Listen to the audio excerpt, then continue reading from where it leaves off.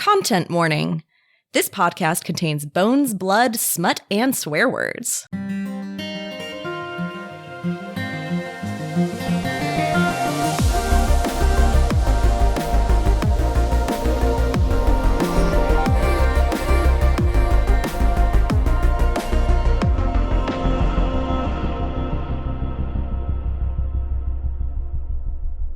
Before we get into the good shit this week, we wanted to remind you that we've launched a Patreon. For just a few bucks a month, you get extended games, brand new content, access to our notes and murder boards, and so much more.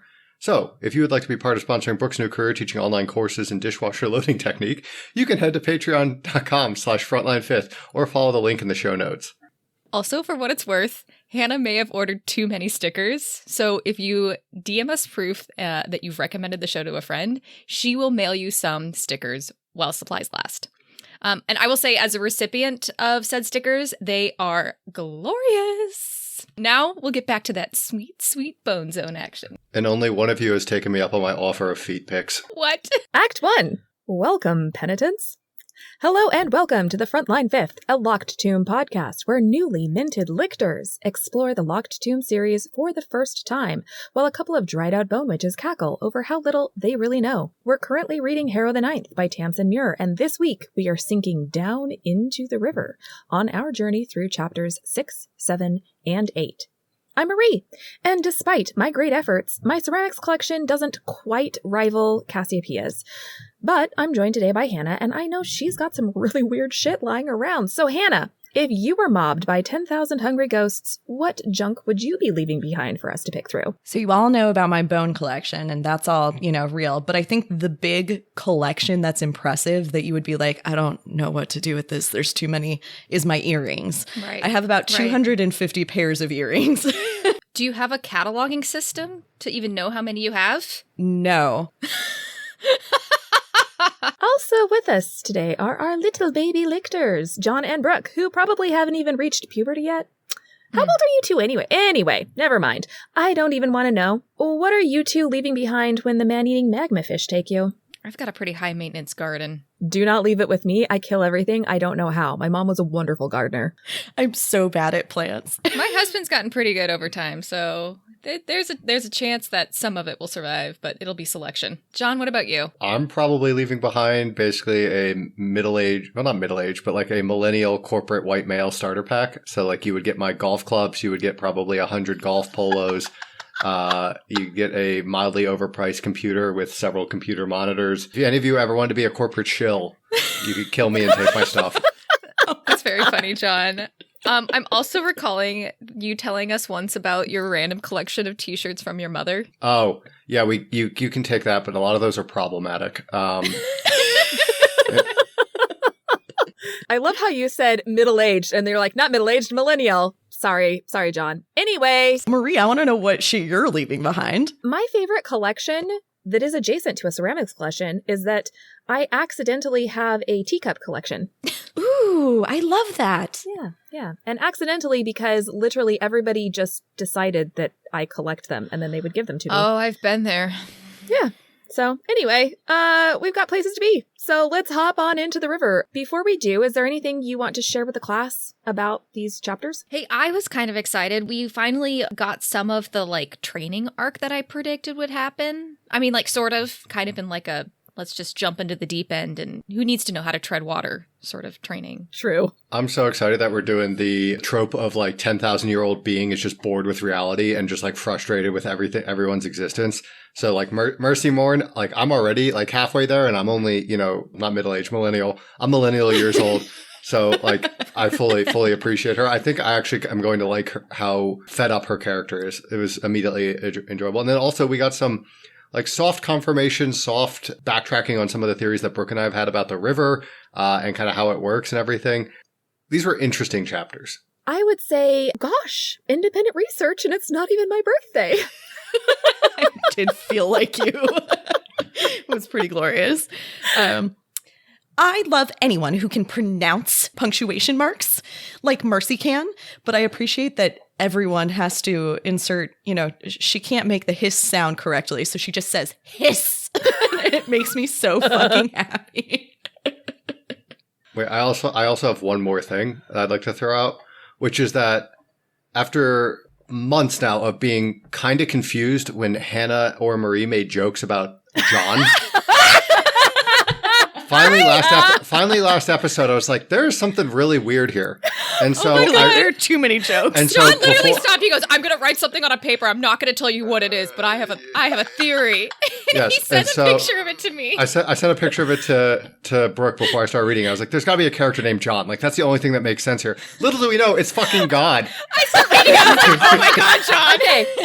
Okay. So the fandom, we might as well do this here. Last stop before the Mithraeum are memes or SAT prep. So let's get into a meme that I did not put in the meme watch that isn't necessarily a meme, but it is adjacent to a meme. And I don't think it probably is something that Tamsin was thinking about, but it turns into a meme, which is the fandom calls him Jod. Is this John God? Yes. But also there's a meme / joke about what if God came down and said, actually, it's pronounced Jod, like riffing on GIF versus GIF. Oh my god. Oh, that's really good. So anyway, there's that. So we're referring to him as Jod to distinguish him from our John. Yes. Okay, you sons of bitches. I couldn't believe it. He sends me that So much picture, and then fun. I start reading, and I was like, "Oh my god, John, you have no idea! How did you do that?" No, Right it's on time. because Hannah Perfectly Marie on would time. make like a weird John joke, and then like Hannah's face would go I like know. very still, trying to like hold it I'm together. sorry, I couldn't help it. I'm so sorry. Last episode, I don't even remember what you said, but I looked at She you and I was said- like, you I got witch. so confused. She said, "What, John's love, a good metaphor?" And I was like, "Did Yes. she just say John's plural? Like, what's happening Yeah. here?" I took it too far. I got to dial it back. He figured it out. I did not.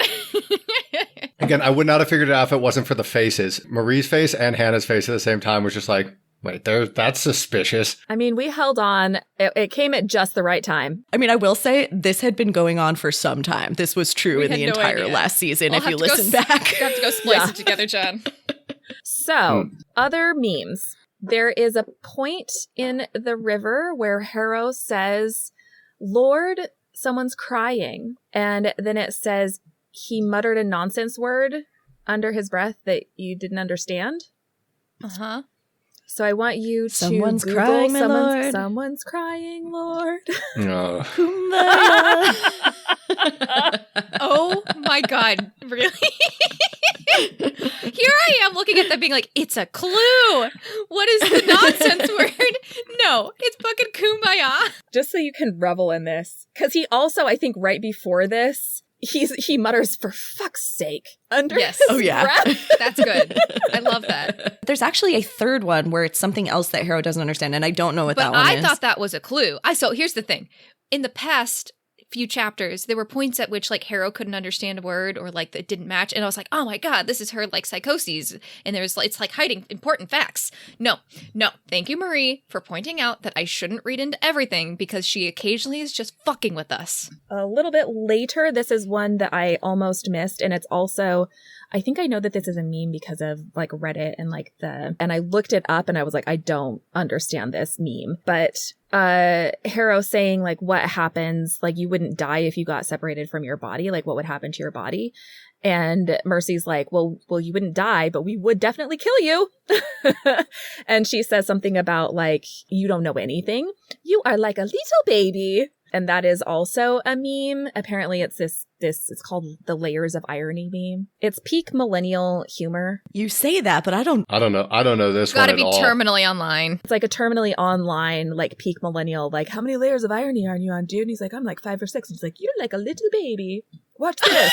Okay, that's a little funny. It's a little funny, but it's also like, I think you had to be there kind of a joke. Yeah, Yep, this is definitely got it. from the genre of like late millennial memes that are basically like what they call deep fried. And then the last meme / literary reference is in the flashback chapter where teacher is explaining how Lyctorhood started and saying that the Lyctors left everything as a road in the wilderness. And that is from the Bible. The context of that in the Bible, right, is that God can make a way where man cannot. And so they have left things as a road in the wilderness. Cool. It looks like Hannah has, in lieu of SAT prep, it looks like we have an anatomy lesson today. Actually, this was prompted by me because I am not an anatomist. Again, microbes have no bones. So I had to look a lot of things up this week, and then Hannah helpfully filled more of it out. Brooke, tell us about your anatomy lesson. What do we got first? All right, this is pretty much in the order that they appear in the chapters. The first one is why am I pronouncing this? I don't know how to say it. Odontoid peg. Yeah, I'm going to let you define this. Since we're like also in an SAT prep area, like it comes from the root for tooth. Yeah. Like the dental, dontoid, that kind of thing. It's this little like tooth-like protuberance on the second cervical vertebra that fits into the first one. So the key thing is it's like a pole that a hole is sitting on, and that hole can rotate any way it wants to. Key here to remind our audience, in case you don't remember, because I also never remember this, cervical vertebra are your neck ones. Oh, that is important. Not in the pelvic region. Yes, this is specifically, so this is like, you've got your skull, and then you've got a weird little first vertebrae that can rotate around the second one so that your skull can rotate around the whole rest of the spine. So it allows you to go like 180 degrees to the left, to look left, then look right. Exactly. Okay. That's the peg that you can move around. Cool. Second one was physial joints. Growth plates? That's the thing. If you Google physial anything, the first thing that's going to come up are physial fractures. And physial fractures are fractures of the growth plates. Oh. But the physial joint, I think what she's going for is a shortening of the whole word, which is the zygapophysial joint. And that is the joint between each vertebra and the next one. So it literally is just, all of this is just like the layer between one joint and another. And so the other word you had in here was the superior articular facet, which is the part of the joint on the lower vertebra that comes into contact with the upper vertebra. Excellent. Yes. Moving on from some bones for a moment. Actually, and I think we're done with bones. Yeah, fuck those bones. Yeah. That's what she said. Next up, we have angiotensins, which this is far more up my alley. These are hormones. They trigger vasoconstriction, raise your blood pressure, knock you out. Awesome. Okay, can you tell me about this, Brooke, as a person who doesn't really do the squishy parts, as a ninth house bone witch? Why does high blood pressure make you pass out? I know low blood pressure makes you pass out, but maybe just like either direction just fucks you up. I think the key thing here is vasoconstriction for the most part, because what's happening suddenly is you're going to get, initially you'll get like shooting blood pressure, but you're ultimately like constricting blood flow entirely. Got it. And then it'll plummet and you won't get oxygenated. Yeah. Okay, cool. Following that, we have the dorsal nerve, which honestly, I was just kind of looking things up, and I wasn't going to keep this on here because it sounded pretty much like what it should be, like dorsal back nerve. Like, I was like, okay, it's just a back nerve, but I just kind of wanted to see what the anatomy was like.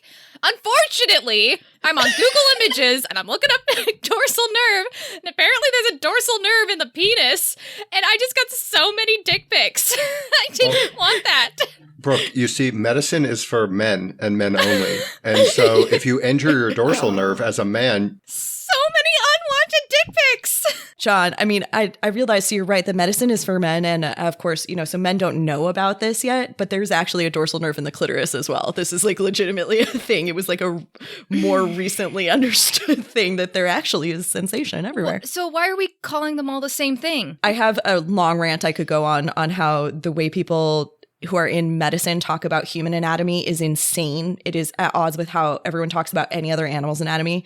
So there are multiple dorsal nerves because of, it's just stupid. The dorsal nerve she's talking about, basically all of your sensory neurons go from all the places on your skin and whatever into this area called the dorsal root ganglion, which is where their cell bodies live. So you're transmitting information from your skin. I'm sorry, I wasn't ready. Can you try this one more time? I didn't expect to have to be locked in here. Okay, try this again. I'm so sorry. Basically, you've got sensory neurons that are doing a relay of information from your skin, like, oh, I touched a thing, back to the dorsal root ganglion, which is a little area where they live. And the dorsal nerve goes from your spinal cord to that dorsal root ganglion. So it's a relay station for sending information like pain, touch, heat back to your spinal cord so that you can suddenly just like spasm away from the hot pan that you took out of the oven without, any gloves on. Yeah. Cool. The last one was myocardial, which is cardio, heart, myo, more muscle, so heart muscle. Well, all right. I guess it's time to lean back and try not to scream as we are flooded with corpses in Harrow the Ninth, Episode 4. Monsters were never beyond her. Act 2. Thank you, elder sister. I so love to be educated.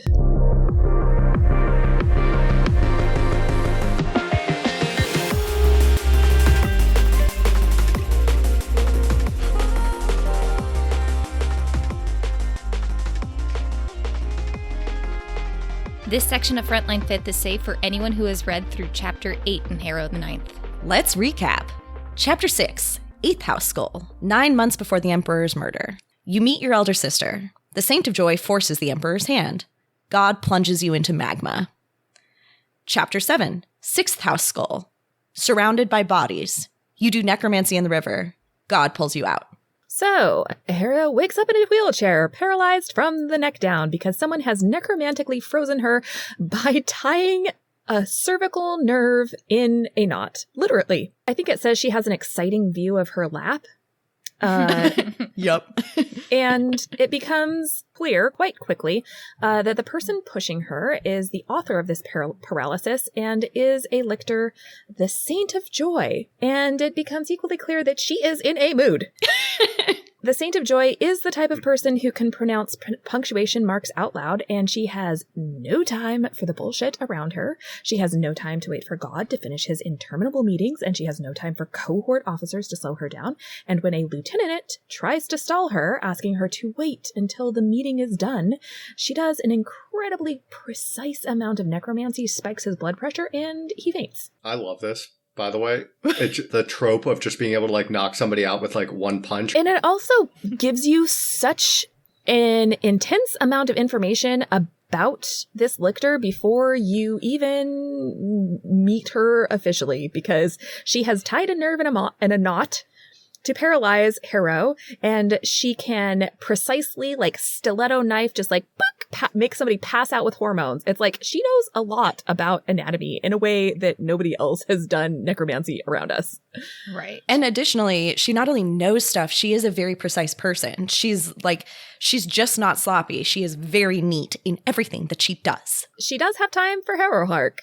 So while the elevator is taking them down to the docking bay, she lifts Harrow's hood to take a better look. And Harrow, of course, cannot have that. She is freaked that she's being stared at in the face by stranger. I love the way that this Lyctor is described in like basically just shades of peach. Yes. And white, yeah. Like apricot hair. And yeah. And like her eyes are hazel, but with like reddish brown. Her eyes always get described as a hurricane, which is like very fucking cool, like throughout the book. I got like the storms on Jupiter. Yes. That's what it vibes for, like me. Yeah, yeah. And so Harrow, kind of in a panic and to like be like, oh, fuck no, does a pretty nifty act of necromancy herself. She forms a bone hook off of her own vertebra to like basically unpick the knotted cervical nerve. And the Saint of Joy, whose name we later learn is Mercy Morn, calls Harrow a baby and asks how old she is. And the body comes up and says, lie now. And Harrow says that she's 15. Oh my gosh. This whole thing is just creepy as fuck. Yeah. I got like creepy vibes from that. I don't like it. Hello, rampant speculation. See you soon. The Saint of Joy complains a bunch, tells Harrow she isn't as pretty as Anastasia, and leads Harrow out into the docking bay where they find a very small shuttle crammed with boxes, the coffin of Kitharay I, and Harrow's comrade in arms, Ianthe Tridentarius. Comrade in arms. There's so many things that I like. My relationship with Mercy is complicated in that I hate everything about her, but I do love how she's written. And one of the things I love from this chapter is like one of the first things Ianthe tells Harrow is that Ianthe says, she accused me of being 12, called me one of those anophiliacs, and then told me I wasn't as good looking as someone called Cyrus. Yeah, it's practically formulaic. I was going to say she has like, she says the same thing every time. Very typified, very stereotypical behavior for Mercy here. I love this like certified hater vibes. I'm so about it. I kind of relate to Mercy Morn. I think in my position as a 10,000-year-old Lyctor, I think I would be something similar. Maybe I'd like to think I'd be a little less mean, but I can't be certain of that. Yeah, I think that's also why I find Mercy so compelling. Anyway, also in the shuttle is a cohort necromancer who I think is 7th house based on being described in seafoam green robes, who is using a syringe to extract her own blood, I think from like almost directly close to her heart. Yeah, I didn't look up where the subclavian artery is, but there, like she's like subclavian, tapping a like, has to be, serious like, artery, here, right? Like, yeah, It's one of the primary arteries. Yeah. Yeah. And there's something that's so crazy. Like we've watched Harrow poke the inside of her cheek and use blood and whatever, but when you're like pumping it out and it's this like faux medical thing with this syringe and then also this artistic thing painting this ghost ward, it's just like, it's fucking wild. Super goth. Yeah, she's painting this beautiful ghost ward and bleeding out for it, just in front of him. And I think that Mercy says something to Harrow about like, did you want me to like roll you in there and pick you up or like, drag you in there? Because I'll tell you for free that the other one walked. And Harrow like stumbles up there and then like perches next to Ianthe and is like really resentful about being like squished next to Ianthe to watch what's going on. But Ianthe does tell Harrow that the Erebos is going to the war front. So the cohort has recently lost 3 warships to orbital radiation missiles, leaving 18,000 soldiers dead. And so the Erebos can't just be the Emperor's seat. They actually need it for the war effort because that's what's going on. Outside, the Saint of Joy is arguing with Admiral Sarpedon, who asks that God not leave the flagship where he has resided for 80 years. And Mercy is adamant. God has to go home. He's been away for 100 years, and they have an argument. In comes God, the Emperor, who confirms that he's leaving Erebos because Mercy has very much forced his hand. This is, I think, an inherent problem whenever you set up something where you're like, the word of my saints is exactly the same as the word of me, God. Because, and Mercy uses that over and over too. We don't have hierarchy. Brooke and corporate speak. There is no hierarchy, huh? Okay. Our organization runs flat is the phrase you're looking That's for. what it is. Flat. Ew. He comes aboard the shuttle only to find the cohort necromancer bleeding out in front of this ghost ward that she's made for them.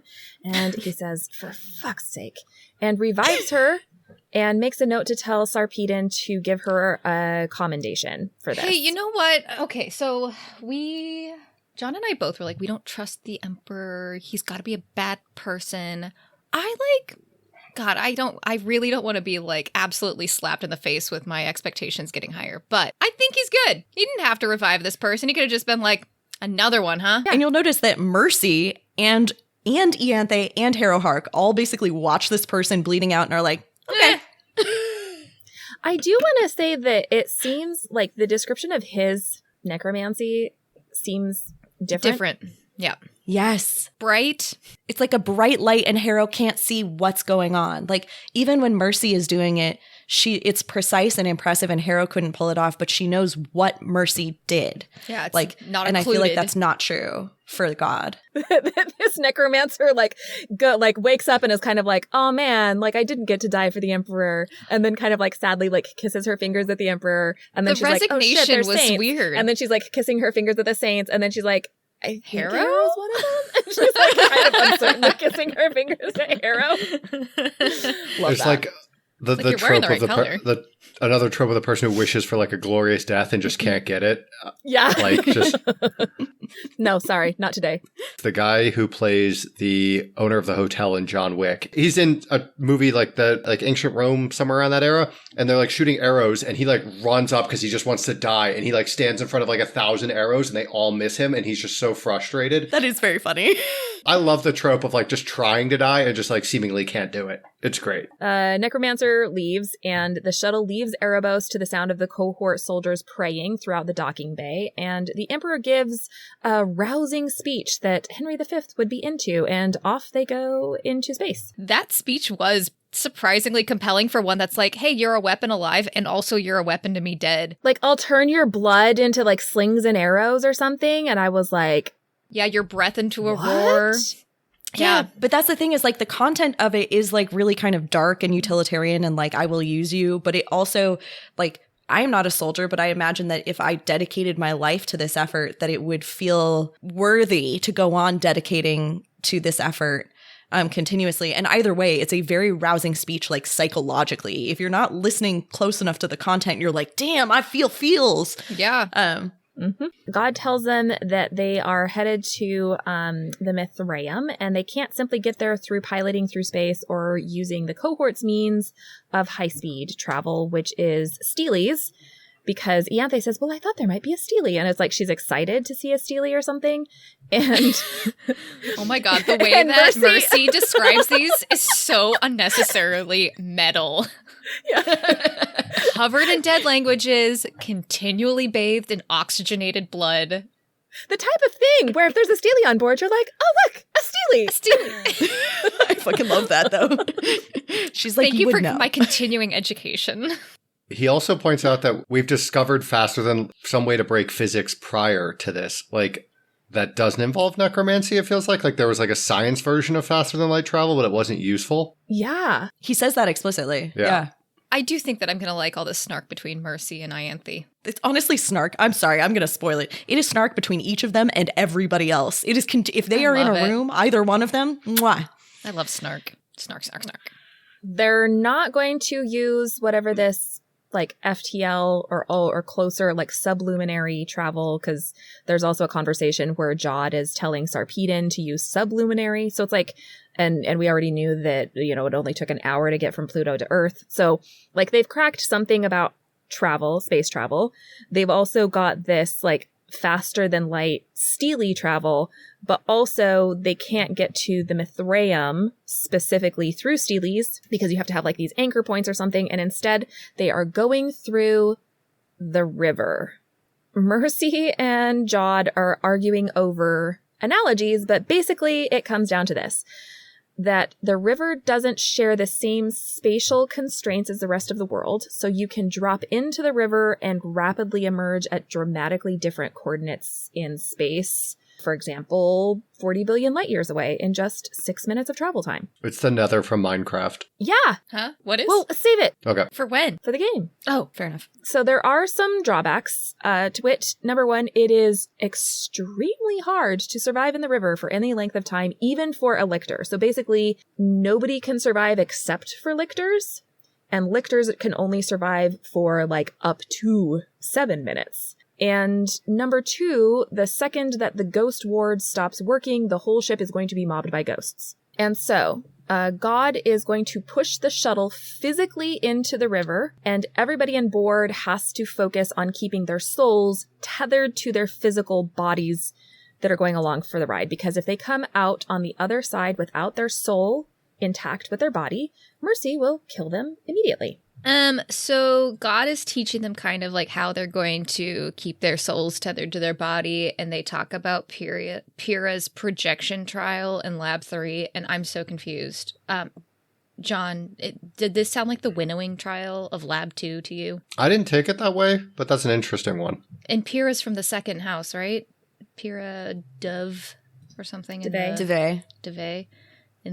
So I'm very confused about what feels like misstated facts, and I know you've said at some point that Tamsin like could barely keep track of the keys and was surprised when she got it right. So part of me is like confused as to whether she just messed this up here or if this is some like weird. I'm tempted to think that it sounds like it's the winnowing challenge, but there was no word projection used in the entire book. I agree with Brooke. So this is something we can talk about. This is something I had listed that I wanted to talk to Marie about in the spoiler section, but I actually don't think it's necessarily a spoiler thing. It's just a thing we don't know enough about. I agree. 3 and 2 is wrong. Pyrrha is from the second house. Additionally, Harrow's description of the trial is not quite right. The bones versus glass, yeah. Yeah, and additionally, I agree. I think each of them really had like a word associated with them. Like avulsion was associated with the like entropy field. Entropy field, thank you. And so I agree. Projection and winnowing are not the same. So in my reading, Harrow is interpreting this as though it is that like winnowing challenge. That seems to be what she's describing with, you know, messing around in someone's head and a bone monster. But I don't know whether it's what Jod is describing. It's something I was confused about too, Brooke. Okay, interesting. Okay. God, teacher, the emperor, Jod, tells Harrow and Ianthe to lie down on the floor and slow their breath. Ianthe cries out, and Harrow's kind of like, what's she worried about? And Harrow then sees the water rushing in. And filthy, rusty red water comes in through the floor and rises throughout the ship, and it covers them all. And this is one where Harrow's feeling kind of smug because Ianthe is freaking out about this, like getting in her ears and etc. And Harrow has this kind of sense of resignation because she's been dunked in the salt water since she was tiny.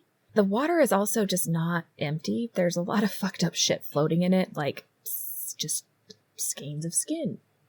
It's so fucking gross. Yeah, honestly, it's so gross. It's kind of wild how like completely like physical this feels like. And I think my only other experience with a river in literature really is like the Abhorsen version of the river, which feels a lot more like there's crap in it, but it's a lot more metaphysical feeling gross and not like physical bodily fluids kind of gross. This is just like dead people part soup, basically. Yeah, like it It's feels just, like more like a graveyard river of bodies, which doesn't make sense for like it being the place where souls go. I thought that was interesting. Well, so then the ghost ward lasts 1:44 seconds before exploding, and Jod says 2 commendations.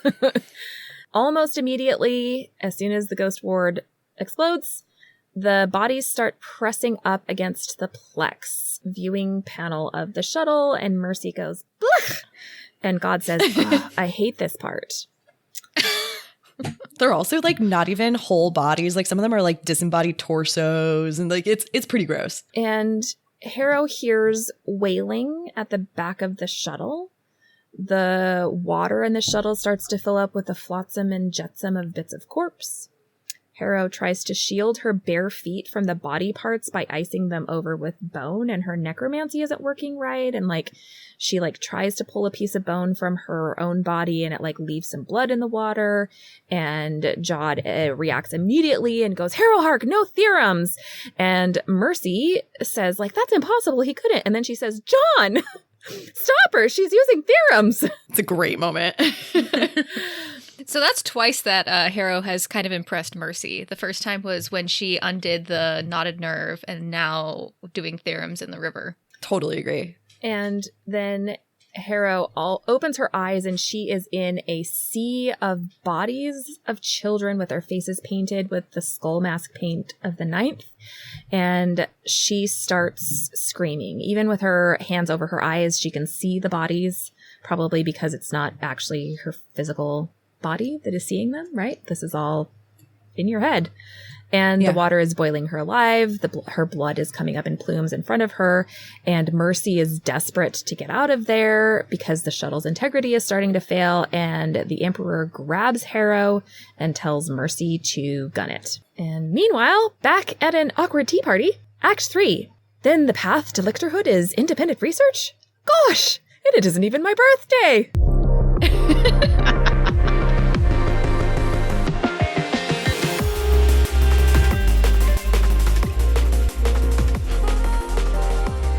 Let's recap. Chapter 8. Fourth house skull. What? Why? Harrow receives a keyring. Teacher gives a history lesson. The sleeper in the facility. So, all the aspiring necromancers and their cavaliers gather together at Canaan House, and they are drinking tea. Teacher asks whether the locked tomb will favor us with their intercession, and Harrow just completely and totally freezes. So Ortis steps in and starts the ninth house prayer and adds a few extra fun lines at the end. Is that how it happened? Suspicious. Teacher calls up the cavaliers one by one to receive a keyring with a single key, and he tells them the history of the first house. The base of Canaan House dates back to pre-resurrection times. It was supposed to be God's palace. He lived there with his disciples, 10 normal humans from the resurrection, with others joining later. But to keep going, to keep living and researching, and to be working with him, they had to stay near the emperor because otherwise they couldn't live forever. So they had to come up with a different method to live forever. So a great research had to begin. The disciples figured out the path to lictorhood in the facility that lies deep in Canaan House. And the 5th house necromancer is pretty excited about this, as she should be. The 4th house teens are wildly embarrassed by this attitude, and teacher gives them a warning because the facility is dangerous. In its heart lies the sleeper, and it is incredibly important that you do not wake the sleeper, because it is an immortal beast bent on the death of everyone working and living there. Everyone has questions, but teacher does not know the answers, only that they're already being too loud. Dun dun dun! Dun, dun, dun! Just kidding! Everybody's safe upstairs. Because if they aren't, then there's nothing they can do about it, which is basically the same thing. This makes me laugh so hard because it's just such a funny moment. He's telling them this story that he prefaces with like, this is stuff you're not supposed to know. I'm going to tell you the story of the 1st house. He tells them all about Canaan House, and then he tells them about the sleeper, and they have all this hubbub. And he says, I do not know the answers, only that you are already being too loud. And everyone feels terrified. Super ghost story around a fire pit. Yeah. But then when he says, oh, I kid, I feel like that's not necessarily true. He's because saying he that to follows himself. this up. Yeah. And he follows it up with like, you're fine because otherwise you're dead. And I'm like, that's not the same as being fine. He's like, you might as well pretend you're fine because it just doesn't mean anything. That's how I live my life day in, day out. Remind myself. Nothing matters. I love teacher. I kid. I do that. So then he wishes them luck, and they all go off to their own little assigned quarters. And Ortis is terrified, as usual, and Harrow has no patience for it, as usual. And Ortis says he doesn't understand why she chose him. She says there was no one else. And Ortis says, you never did possess an imagination. And then hushes himself and apologizes for his rudeness. He also quotes, he does this thing where he quotes his epic Nonius, whatever. The Noniad. The Noniad. And I've kind of been just skimming over these, but this week I kind of felt like a little resurrection beastie, and I'm wondering if we should be paying more attention and reading these more carefully, John. Yeah. Did you pick that up? I did not, but now I'm going to go back and read them again. I'm going to read it out loud. The first clip was, baleful, the black blade struck at the shimmering stuff of the spectral beast, biting deep in its false flesh. Shrieking, it flailed with its claws at the pauldrons and cask of the ninth, yet his heart never faltered or failed him. We got a black blade striking a spectral beast that has false flesh. It's starting to feel kind of like what we've been learning about the resurrection beasts being in the river or outside of the river, having physical and metaphysical sort of aspects. A skeletal construct leads them off to bed, saying, is this how it happens? Well, we're going to have to be very quiet so we don't wake the sleeper, so it's a good thing that it's time for a game! Interstitial, unkillable man-eating magmafish.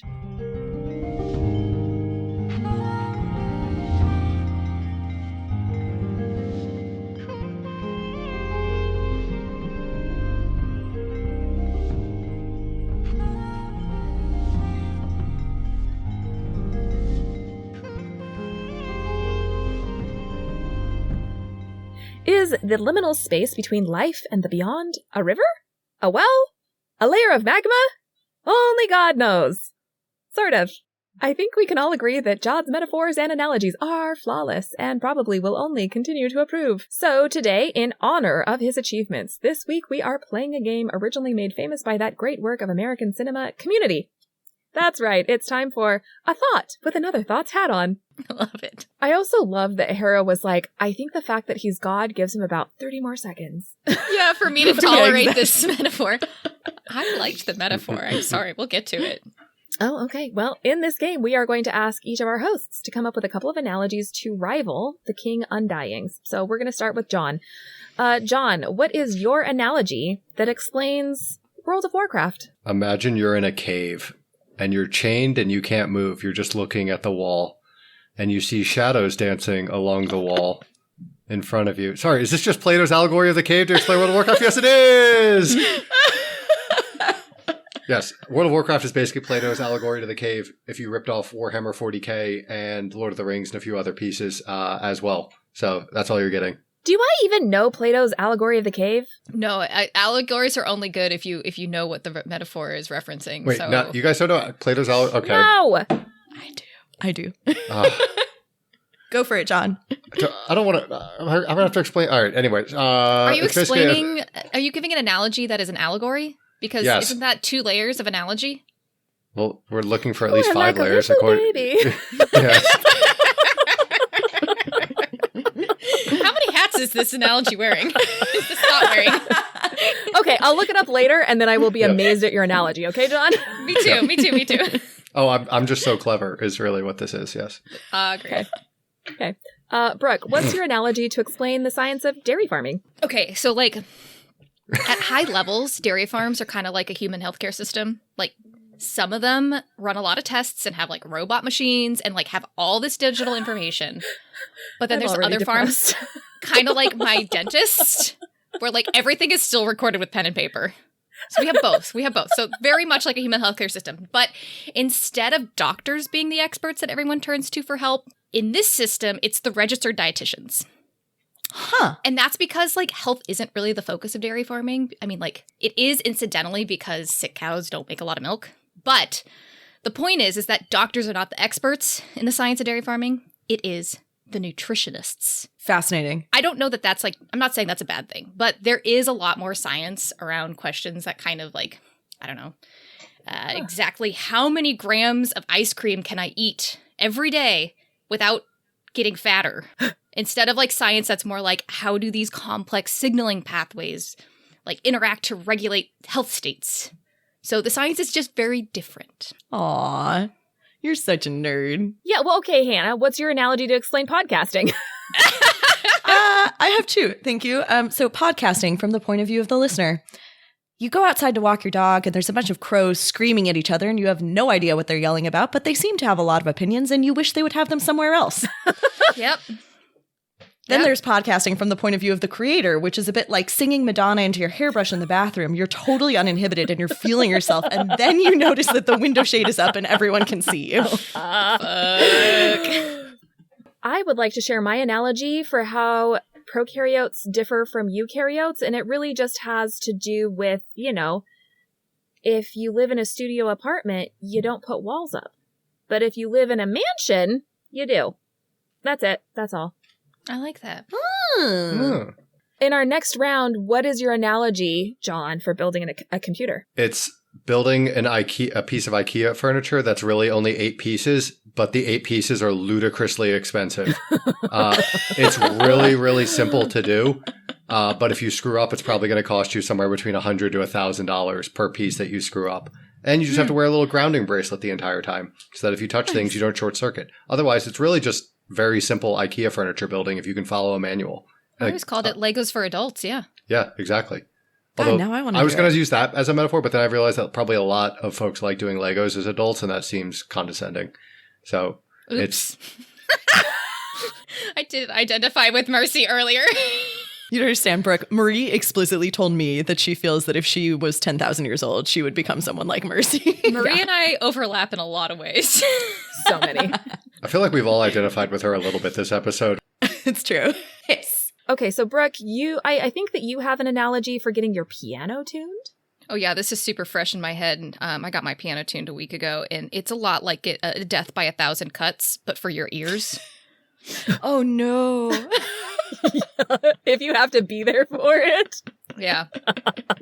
He had to go over each key twice. And it's not just 88 keys, because a lot of those keys have multiple strings. I didn't realize that. Yeah, I didn't know that. Yeah, as you get higher, you add more strings. Maximum 3. As you get higher? Yeah, as you get more treble, you get more. You have to.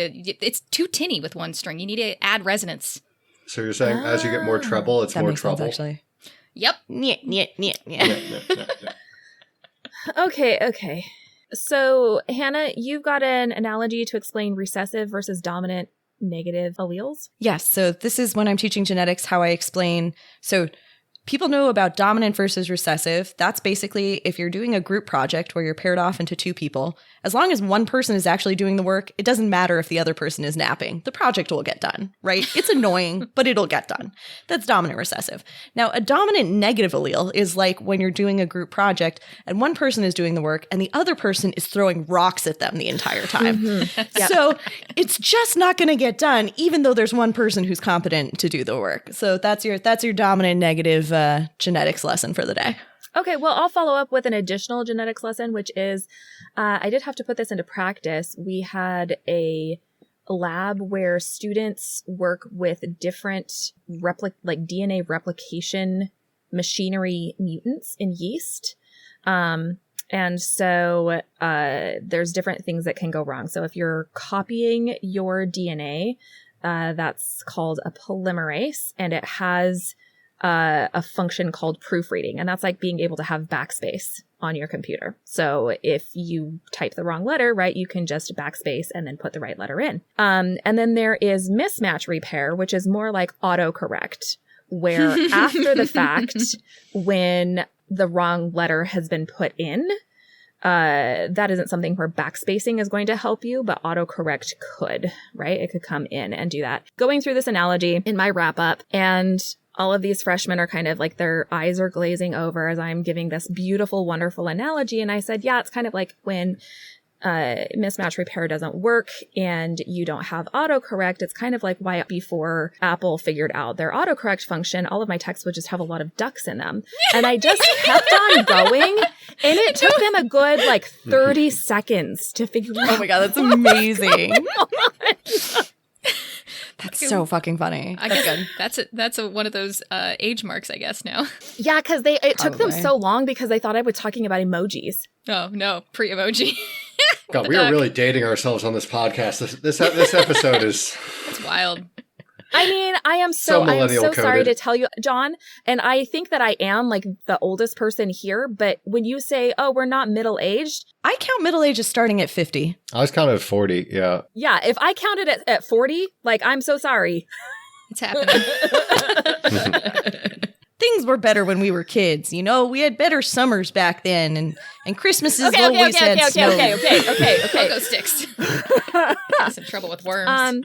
So we can't leave it with just our analogies. Tremors? I'm sorry, what? I don't think we can leave it with our analogies because this is a podcast about a book about necromancy in space. So I think that we can improve on Jod's river travel analogy, right? Honestly, I have no notes. If an analogy's purpose is to help you understand what something is like, what to expect, I have very good visuals. I felt well prepared for what was coming. I understood the point. I have no notes. I can't do better. So I will say that actually, they make clear that the lava analogy is actually Cassiopeia's explanation of river travel. And I agree. I think it is actually a very good analogy.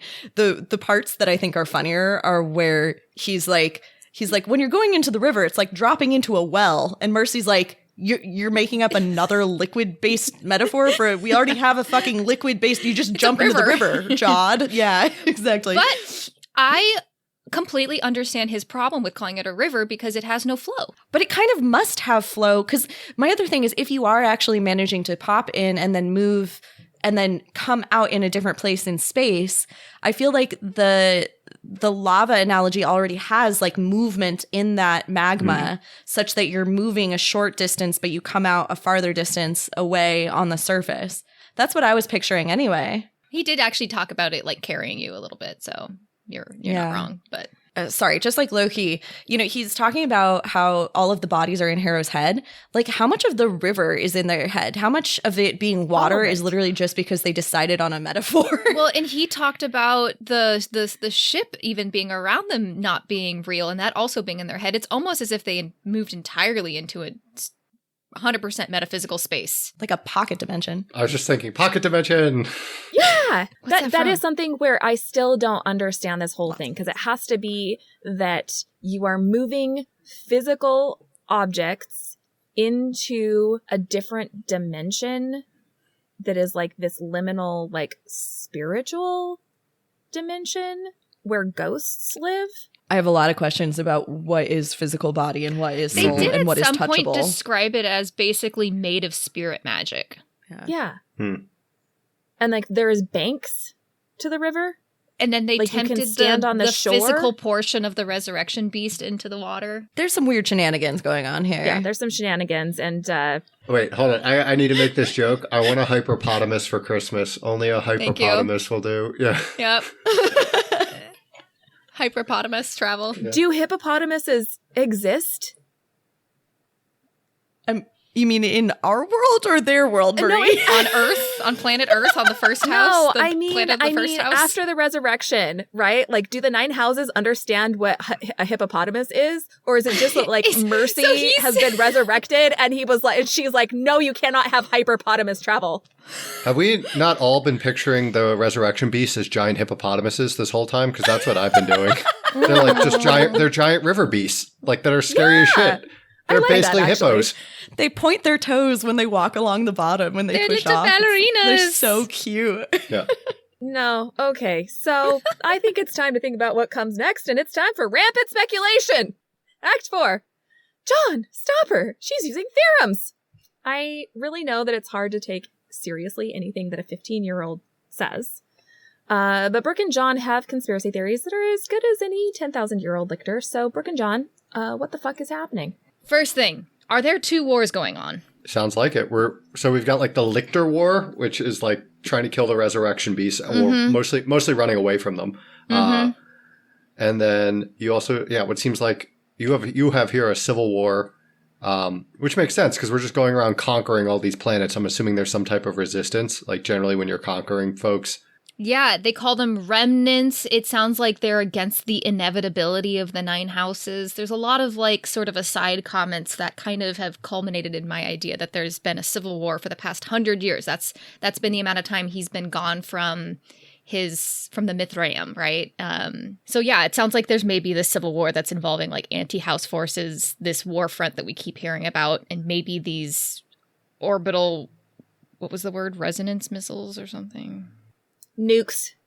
Yeah, and there's some maybe potentially related things around this, which is that Ortis the First is MIA, and it's possible that he was maybe keeping tabs on maybe the leader of this civil war or something like that. I don't know. There's then these comments that I held space for earlier, which is that Mercy is relieved that Harrow was born 15 years ago. So why was it important that Harrow had to lie? What is there anything to read into around this whole birth versus conception distinction, or is that like a trap of some sort on like how she views her own birth? Why was the Emperor then surprised at Harrow or Harrow's age? Like that was a comment made that he had been surprised about her. What happened 17 years ago, or 19 when Mercy and Augustine started talking again. So like there's something that happened around the time of like Gideon's birth. I'm shooting the shot. It's when Gideon was conceived with God Emperor and somebody else. Because I still think Gideon is the child of now what we know as John and somebody else. So 19 years ago would be like conception was right around, because Gideon's 18 in the books, somewhere around there. So 17? I don't know. It could be 17. It could be 19. It's like right around when Gideon would have been born. So yeah, we're shooting that shot. That's my giant conspiracy bomb for the week. I actually think it's Ortis the First / Gideon the First hit their child with the leader of the resistance. That's what I'm going with right now. He was keeping tabs. He fell in love. I don't know. Had a child. That's the reason the mom was screaming out, Gideon, Gideon. I don't know. My current hypothesis. Rampant speculation. Yep. All right, we were in the river, and there's a big deal being made out of 5 points of light, which was confusing to Harrow, presumably because there are 4 live Lyctors / God in the shuttle in the river. So who's the 5th? Is it Cytherea? The body of Cytherea? I don't think that. Is it the body? Maybe. I think it's the sword. I think it's the sword, too. I think the most likely thing is that's the sword. Oh, I love a talking sword. I'm hoping the sword starts talking. And I think the sword is going to be a fun mixture of Gideon and Harrow. Meanwhile, the body, I think it's Anastasia. Like, primarily. Like, initially. Like, Like whatever her like formation of right now is like clearly like a hodgepodge of Yes. stuff, but like the actual body in the tomb. Anastasia? I think I'm there with you. I'm not sure. She's wearing white. To be determined. That's First House. I don't know. Okay. All right. He's not sold. Okay. Now, our chapter 8, teacher gave us this whole story of Canaan House, and it felt sus. Did you trust it? No. But like it also fits in with like my Manhattan Project of necromancy thing that like was one of our first conspiracy theories. It's just that it wasn't to become a necromancer, it was to become lictors, which to like, you know, not basically have to. It sounds like God was basically like feeding them energy to keep them alive beyond like what a normal mortal would have. Yes. And so then they had to do the lictorhood to stay alive longer. Yeah, so that they could serve him and not the other way around. Like I think that most propaganda has elements of fact in it. But there's like funny things about this. Like there were 10 disciples, but God has talked about like immediately after the resurrection, they lost one of their number and then they fled to the other side of the universe. And then another one was misplaced. And so I don't know where this falls in a timeline. And also only half of them had necromancy at the start. I don't know. Well, Well, part of what I'm confused about is like I'm assuming that like they had to figure out somehow that when the resurrection beast like flew off into the universe, they had to figure out at some point that like the resurrection beasts were honing in on God, right? And so I'm wondering if like a resurrection beast actually like showed up to like hundreds of years later to Earth. Yeah, like well, like at some point it shows up, right? And like that's how they know the one that the things are tracking them, and two, that's why they had to leave the system. Like they couldn't have possibly known that post resurrection, right? I agree. We take this with a heavy grain of salt when we're nerder boarding. Yeah. And then is the sleep? Sorry, Brooke laughing at her own joke. And then the sleeper, is it like what the fuck is the sleeper? Is the is it like this version of the story's like person that sleeps in the locked tomb, like kind of like there, or is it just it felt like an monster? Alternative to it felt like a Kitharea's monster situation, except not. I don't fucking know. It was so weird. I have no idea where this came from. I don't know how to account for it. We never really did get our like ghost theory panned out in Canaan House. Like the idea that there were thousands of dead soul ghosts, murdered souls idea. Like it turned into Kitharea's bone monster, done and done. But like teacher was still very afraid, and it wasn't clear that was because he knew that there was a lictor puppeting a bone monster around. Well, I'm assuming there's still like just they had to like kill a ton of people to like figure out the Lyctor process, right? Like that's like you can use your own blood, it seems like, but I imagine they still had like, that sterilization room that very much felt like a place to process bodies. Yeah, like before they become lictors, you're like running out of necro juice pretty quickly, and then like you're going to die if you keep trying it on. So like I'm assuming that like 500 into one. Yeah, they're just like using people's blood. Like they got to get the people's blood from somewhere, or they're killing people to feel like there's got to be some like horrific thing there where it's just like we killed thousands of ghosts there, and we've learned that like 10 billion. Yeah, I mean that might just. Yeah, I don't know. Yeah. The sleeper is a surprise to me. I don't know. Well, the fact that there's like 10 billion ghosts means they were all killed very. But that's the world. Very that's the world dramatically. dying. Yeah, like they were all killed dramatically though, right? And suddenly, right? So we killed everything like that created the rev. Anyway, there's something there. Okay, I guess we'll see if any of that happens next time when John and Brooke wake up aboard the Mithraeum in Harrow the Ninth Chapters 9, 10, and 11. 3 chapters. Let's go. And if you, dear listener, are like me and Brooke reading along for the first time, make sure you find our reading calendar at our website, frontlinefifth.podbean.com, or follow us on Instagram or TikTok, which are both linked in the show notes. If you like this podcast, please share it with your friends and give us a 5-star rating anywhere you can. And if you didn't like it, feel free to lie. Now head off to sleep, my baby necros. Mommy and Daddy have some deep spoilers to discuss. Get in, losers. We're going speculating. Act 5. Someone's crying, Lord. I'm not kumbayaing after that. I feel like you paused waiting for a kumbaya and it was not coming from me. Warning, this portion of the podcast is 98% spoilers and like 2% snickering and 0 kumbayas. Seriously, we will spoil anything and everything in the series up through Nona the Ninth.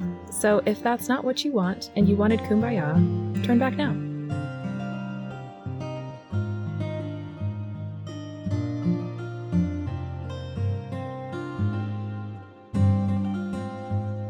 So I'm very proud of my face for not moving. I am also proud of your face. There's always so much. There's always so much every week. Where do you want to start? Well, let's just go through the very beginning. Yeah, John says that Gideon is the child of God and someone else. And then Brooke says it's actually Gideon, Ortis the First and Ortis the First / the Gideon commander and the leader of the rebels. Like, and it's so Which is fucking what funny. Gideon They're thought. so dead on. Oh, that's exactly what Gideon like was for sure convinced that like it was his baby. But I also love that they each have one parent correct. Like, there's something so beautiful about that. And then they're like, oh, it's the sword. The sword is number 5. Yes. Okay, so actually, let's hold on. First I want to talk about the timeline. I'm so proud of them for figuring out that 19 years ago a special thing happened, tying it to Gideon's birth. Amazing. One thing I wanted to ask you, there's a weird thing. Actually, the last time that Mercy and Sarpedon met was 20 years ago. And I was like, interested. I mean, it's maybe I don't need to read into everything, but I think it's an interesting thing to add to our timeline because I don't know. If we're going to wildly speculate, I am going to say that this is why Judith is sticking around, because I am going to wildly speculate that Judith is Sarpedon's daughter and Sarpedon is somehow mixed up with the Lyctor bullshit with BOE, and Judith finding out that her own dad is actually involved in rebel shit. And that's going to break her. Is going to break her or radicalize her. You're right. That could go column A or column B, but that's very, very interesting. And it's super interesting that 20 years ago they met, and then maybe a year later, Mercy and Augustine and Jod have a threesome that ultimately will create, our Gideon. That's fucking wild. Yeah. And then, okay, so the other thing you mentioned at the very end of the section that we read this week, it says very explicitly that there are 5 points of light. And we know who 4 of them are, right? They're Jod and Mercy and Ianthe and Harrow. And our newbies think it's the sword. I think it is effectively the sword as well. But I want to know if you think it is Wake or Gideon. It's Wake. Okay. Because I just think that there's there's an interesting way it's described. It's frustrated. 4 points of light and 1 down below. So there's so many different things it could be here. But it's because of including my reason for saying that it's Wake is because of it's crying. The somebody's crying. So you think it's Wake that's crying? Yes. Because nobody else hears it. Yes, but that's part of why I was like, is this Gideon? Is this the body? Is this someone is crying who has an intrinsic link to Harrow, but Wake does not seem like the kind of person who cries out. On the other hand, I don't know that Wake has ever been dragged physically or in any way through the river. At the back of the shuttle, you thought you could perceive a high and keening wail at the very edge of your hearing, but neither God nor the elder Lyctor, and certainly not Ianthe, reacted to it. The wail was coming from within the shuttle. It had a hard, pained edge to it, like frustration. Ooh, that does sound like Wake. And then it says, you're trying to figure out where it's from. There's another wet thump as a 4th body slams on, but you focused on the thin cry of violence.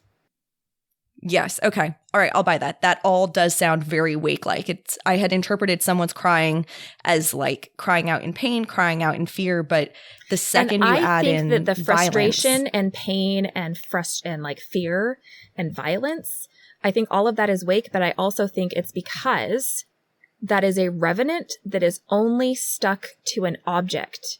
Gideon is like Mercy and like Ianthe.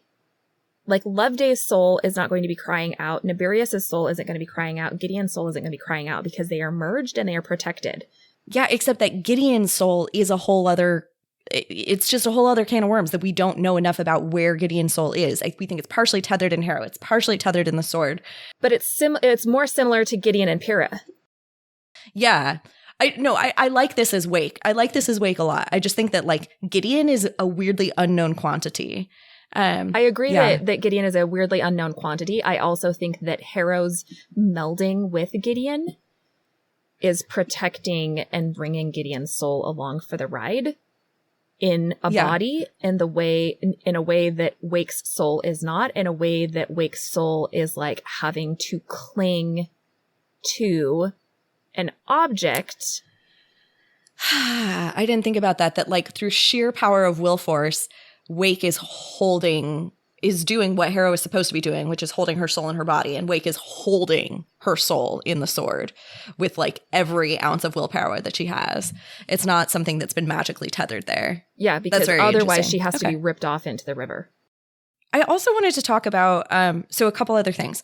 One, the Mithraeum where we first ran, myself and my remaining 6. One of our number was dead already. Another had been removed from play. Anastasia was removed from play. I think that's easy. Dead, I actually had initially put Cassie here. I don't remember who dies first, and I don't know if we get it until, I think we get it later in this book. I don't know that it's explicit. It is notable that, you know, Cassie has leftover recipes on the Mithraeum in the kitchen. So I don't think it's Cassie, but I think it's an interesting thing. I'm trying to like keep track of the little glimmers we get about the Lyctors.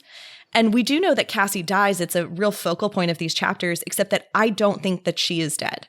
And I have a couple, like more and more, I am all in on this. She is supposed to be the best at this. She is supposed to be the one who is brilliant at the river, who knows how to move things in. Like Augustine has spent time making up that deficit for the Lyctors, but Cassie was the one who was brilliant about moving things in and out of the river. They say no Lyctor has lasted longer than 7 minutes. And Cassie was the one who set that like time record. And then she was theoretically ripped to shreds by 10,000 feral ghosts. But that's a report coming back from Mercy, who was in projection, not there physically, and on the shore, not in the river. And Mercy says exclusively that she saw when they seized her legs and arms.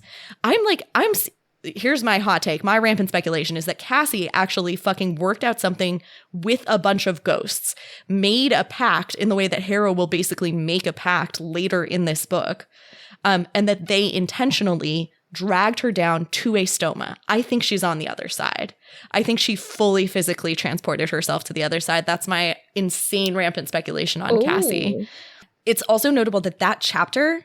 So it was interesting. Brooke caught that chapter 8 has a 4th house goal, which I think is specifically because it's the only one where the 4th house teens actually show up until much later. Yeah. We can debate that. But the chapter where they're in the river and Harrow is seeing all these ghosts and stuff, that chapter is a 6th house skull. And I think it's all about Cassie. I think that's an important thing to think about, all we learn about Cassie theoretically dying in these chapters. And then the other things I had here were things that actually we ended up talking about. John talked about the faster than light travel, which Jod says turns out to be a snare the way it was cracked originally. The first method destroyed something to do with time and space, rendering it unusable for any good purpose. And that goes to what your theory is, that Jod is still searching for those original faster than light billionaire escapees. I like that a lot. The Steelies and the obelisks are really fucking weird, and I'm not convinced that she has figured out what they actually do yet. But one thing Jod says is that they have less to do with travel than they are to do with transmission. And yeah, it's like a fax machine for the river. That's a fucking weird thing to say. Yeah. I was like, is this like when people talk about teleportation, like, are you destroyed and then just like copied in the other place? Is it still the same you? Does that mean anything? I think it's a really fucking weird and interesting question. I would love to meet someone who's traveled by Steely a bunch of times and see if they are kind of decayed soul-wise. Yeah, a little weird and a little fucked up. Yeah, exactly. Sometimes I'm a little confused about her visions of the body. This is so completely, this time through, I am convinced this is Alecto. Okay. Tell me more. That's what I was operating on, but what was the confusion? I don't know, because sometimes the eyes are weird, or the way that she describes it, or she says Alecto has to go away, or whatever. And so sometimes, when I'm reading this book, I think the way that she talks about the body to begin with first, and the way that the body is haunting her to begin with, kind of confuses me. But then the way that it comes to her, she says, her sweet dead face floated a little behind the Lyctors. She looked at you with her heavy-lidded yellow gold eyes, and she said quite clearly with the voice of Iglamine and your mother commingled, "Lie, Harrow, now." Yeah. And I was like, no, yeah, I that's definitely, Alecto. so I agree. I think it's definitely Alecto, and it's very interesting because it's not a hallucination. It is very much like Alecto giving her information that Harrow does not have. Like, she needs to lie right now is not a thing that Harrow would know. I think that the thing that I love so much about the river bubble chapter is just the very strange way that it flips everything about it. Me right? too. That it's Ortis who makes the prayer. And Yes. she's like too kind of discombobulated to be able to talk about it. That when they are giving the keys, it explains it in a way that I'm like, yeah, that's how it felt to read it, where it's just this confusing welter of like names starting with Marta the Second, right? And you're like, yeah, that's how it felt. You were like, I have no idea who these people are, and I don't think I care, right? And like they're getting given this object, right? But it's also disrupted. So I keep on like, I'm going through and just like noticing every single thing that's wrong and incorrect. And it's making me crazy. I can't believe actually our newbies are like not talking about it yet. They're talking about these chapters without asking whether they're real or not, or trying to describe if they're a dream, or because the discrepancies drive me fucking insane. So like they get given a ring with a key on it. yeah. Right? Like just these little things that make me absolutely bonkers crazy. And Yeah. Ortis hands it to her, whereas Gideon keeps it. Like it, you know. At the end, it makes it like just even so clear that at this point, all of the ghosts understand that they are trapped there because of Harrow. They don't know why. They don't know what's going on with Harrow. They do understand that they're dead. And they understand that they're trapped there with Harrow. And they're like, okay, cool, we'll just play along. And it's the way that the teens act. It's the way that Abigail makes her joke. It's Yes. the way that Teacher makes his joke. Like, Ooh, I'm so fascinated by Teacher in this book because Teacher is such a weird thing. It's like, how is he even there? He's multiple souls joined into one, but he's being drawn back anyway. And he's giving information that is Teacher-specific information that he wasn't supposed to give the first time around. He's lost a lot of the fucks to give. You know, yeah, he's like no fucks. I don't even care anymore. We're all gonna die. Goes off capering into the hallway screaming. Yeah. And then Ortis looked at her with his steady dark gaze, and his heavy face flickered. She realized with an electrified astonishment that he was exasperated. Yup. You never did possess an imagination. I fucking love that one so much. That line is also tells you everything you need to know about the river bubble, actually. It's a line that, like, I hope we remember to go back to when we tell our newbies about this next time, like at the end of this book, because it's this moment. Harrow does not have enough of an imagination to be making up memories like this. Harrow doesn't have the imagination to be living anything other than what is real. Like yeah. Yeah. And there's so many so even callbacks. So my favorite one, there's a pause after something Teacher says, and everybody stands there while the pause awkwardly falls down the stairs and lies in a tangled, crumpled heap at the bottom of the stairs. And it's described almost fucking identically, like disturbingly identically to how Abigail and Magnus die. Like it's constantly calling back to what really happened. And then remarkably calling ahead as well, right? The foreshadowing is absurd. There's a part where Harrow says, unless you can conjure me the spirit of Matthias Nonius. Yes. And I died laughing. And there's a part at the very end where she says, in the worst case scenario, you can simply declaim to it, which ought to cure anyone's insomnia. And she's being bitchy, but that's literally the worst case scenario happens. And Ortis starts declaiming and saves the fucking day. I know. Ugh. I know. I love it. Are we already there for foreshadowing? Yes, do it. Tell me all of them. My other foreshadowing is, I really love the line that Mercy starts arguing with Jod, right? Like right out the gate, he says this looks remarkably like forcing my hand, Mercy. And she gets really pissed and says you can't say my name in front of them. And he was like, what do you mean I can't say your name? They are lictors now. They're also lictors. Get over yourself. And, he says, you know as well as I do that keeping your name from your rightful sisters is ridiculous. Also, you are trying to start a fight with me to get out of the fight I am trying to have with you, which is a painfully domestic tactic. And I believe that she says the exact same thing back to him. later or to on. Augustine, but it happens later. Like exactly a painfully domestic tact. It's exactly. Oh yeah, no, it's her and Augustine, isn't it? Yeah. So it's like lines that they say to each other all the time. Like for the past 10,000 years. I think you're completely right. I absolutely love that. It's perfect. It goes along though with this thing where like Mercy says almost the same thing to Anthe that she says to Harrowhark. Like they just have fallen into these patterns that are solidified and just like ground into, their granite. Like they, the other one actually in that same part, there's something, I can't even remember the specifics. I don't have my book with me. But there's a moment when Harrow says that it was clear that God was like, there was a complicated power dynamic. And Said there's you, a part who later, has a complicated power dynamic with your Lyctor sister. Yes, exactly. Yeah. No, Tamsin's having so much fun with us in this book. She's just giggling behind her hand the entire time. And I do not resent her for it. Another thing that I love, I always love the little things where it's like so obviously that it's Gideon peeking through. And there's really only one super duper obvious one that I can see. His Lyctor stood also, her hand twitched aside, blobbity blobbity, to rest on the end of a simple and unpretentious rapier. The handle unadorned and uncomplicated, no decoration other than a white knob at the very end of the... You didn't know the exact technical word. It was a pommel, though. The fucking running joke about the pommel is amazing. It's like, my God, I can't, like, it's not that fucking hard of a word. It was the pommel, though. And it's so funny to like listen to it. I think if you listen to it, it must be so much easier to catch on. Because the way that Moira Quirk says it, she was like, you didn't know the quiet thing. It was a pommel, though. And then she keeps It is amazing.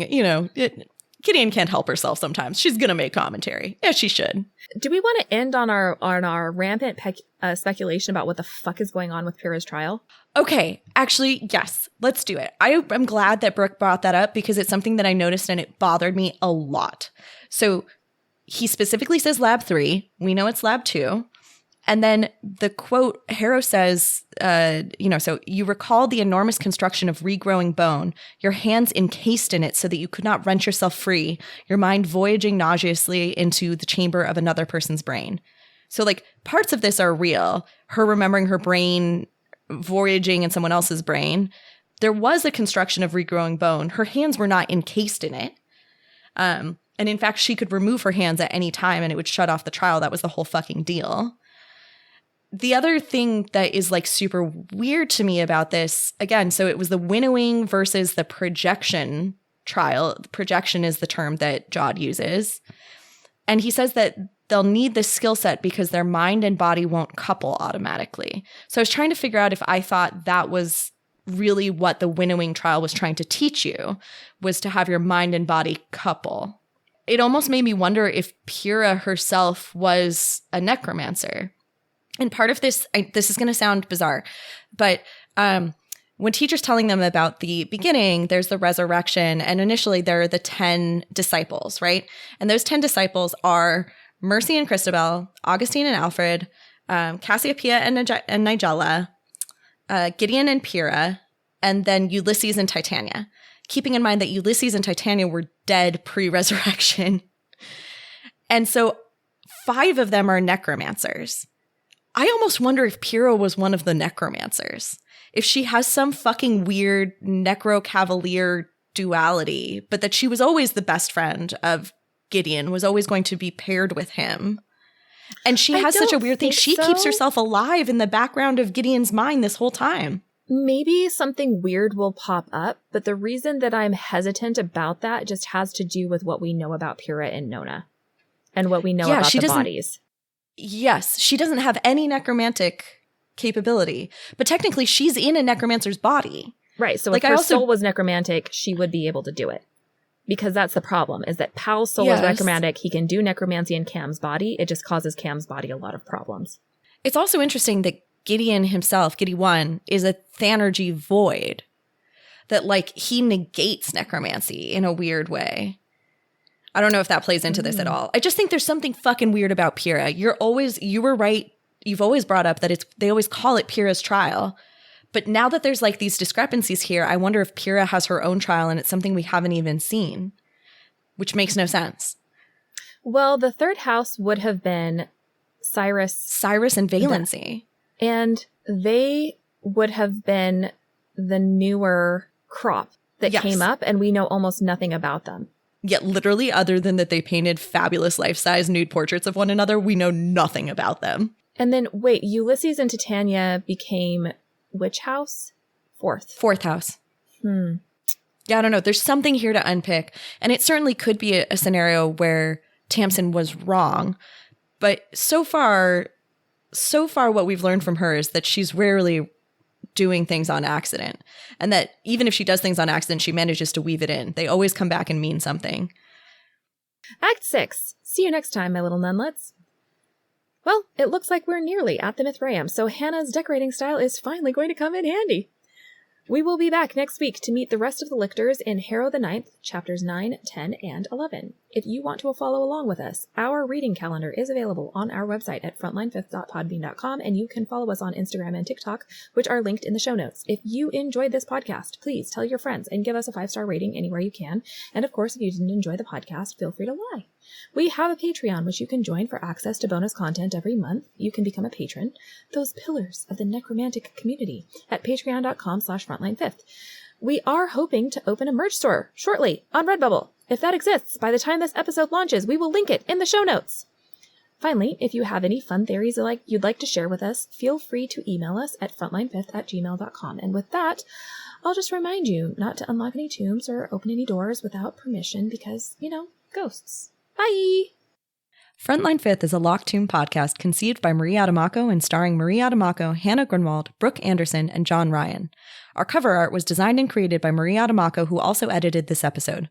Our fabulous music was composed and recorded by Blake Anderson. Sonia Grunwald designs our merch. Hot, gorgeous. The Locked Tomb series is a completely dope-ass book series by Tamsin Muir, who does not know we exist and is in no way affiliated with this podcast.